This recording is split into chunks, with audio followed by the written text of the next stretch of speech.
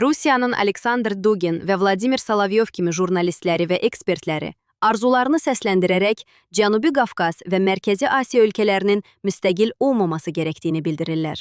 Onlar açıq deməsələr də, bununla Rusiya imperiyasının və ya SSR-nin bərpasını istəyirlər. Bu sözləri politoloq Elxan Şahinoğlu qeyd edib. O bildirib ki, Dugin və Solovyov reallıq hissini itiriblər. Rusiya imperiyasının dövrü bitib. Birinci Dünya müharibəsi Böyük Britaniya və Osmanlı imperiyası ilə yanaşı Rusiya imperiyasının da dağılması ilə nəticələndi.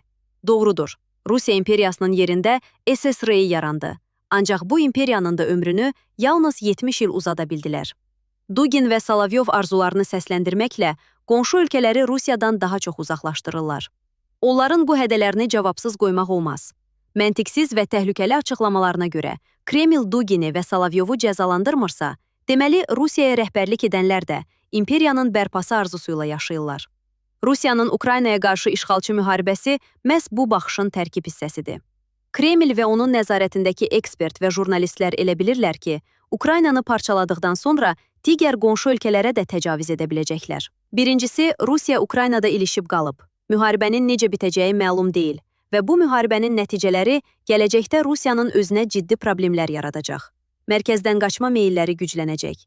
İkincisi, indi 1920-ci və ya 1930-cu illər deyil ki, Cənubi Qafqaz və Mərkəzi Asiya ölkələrini rahatlıqla işğal edə biləsən.